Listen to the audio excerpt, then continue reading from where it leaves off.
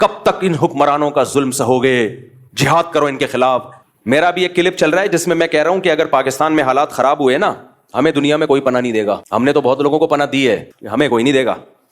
اس لیے حکمرانوں کو برا بلا کہنا چھوڑ دو. اور آگے میں نے وضاحت کیا, برا بلا کہنے کا مطلب مسلح بغاوت, جائز تنقید کرو, یہ میں نے کہا ہے. لیکن میرا کلپ لوگ ادھورا چلا رہے ہیں. لو مفتی صاحب کہہ رہے ہیں حکمرانوں کو برا بلا بھی نہیں کہہ سکتے, جو مرضی کرتے رہیں. یہ میں نے نہیں کہا. جائز تنقید 100 دفعہ کرو, دھرنے بھی دو, کنٹینر لا کے رکھو, اپنے مطالبات پورے کرواؤ. اگر نہیں کروانے ہوتے میں عدالتی خلا کے خلاف اتنا کیوں چیختا. میرا مقصد ہے مسلح تحریک کی طرف مت جاؤ.